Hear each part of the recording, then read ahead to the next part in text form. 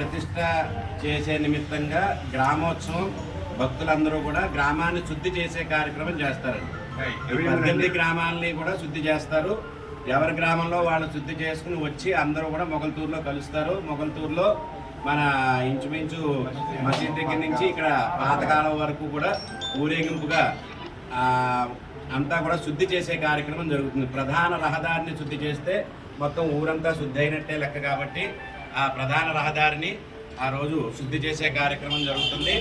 మరుసటి రోజు ఉదయం 5 గంటలకి అమ్మవారి యొక్క పూజా కార్యక్రమాలన్నీ కూడా ప్రారంభమవుతాయి. గణపతి పూజతోటి ప్రారంభించి పుణ్యాహవచన, వాస్తు పూజ, వాస్తు హోమం, అలాగే ముత్యాలమ్మ తల్లికి సంబంధించిన ప్రధానమైన ప్రాయశ్చిత్త హోమాలు, ముందు దగ్ధమైపోయినందుకు గాను దానికి సంబంధించిన ప్రాయశ్చిత్తాలు చేసిన తర్వాత అమ్మవారికి పంచామృతాలతో అభిషేక కార్యక్రమం జరుగుతుంది.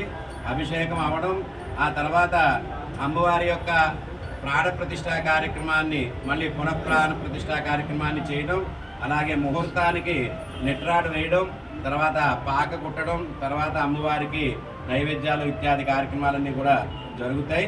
ఆ తర్వాత ఆ రోజు నుంచి అమ్మవారి 18 గ్రామాలు కూడా వెళ్తుంది. అక్కడ చీరాసారి అందుకుంటుంది. అందుకుని ఆ తర్వాత అమ్మవారు తిరిగి వస్తుంది. దాంతో ఈ యొక్క ప్రాయశ్చిత్త కార్యక్రమం అలాగే ప్రతిష్టా కార్యక్రమం, పునఃప్రతిష్టా కార్యక్రమం పూర్తవుతుంది.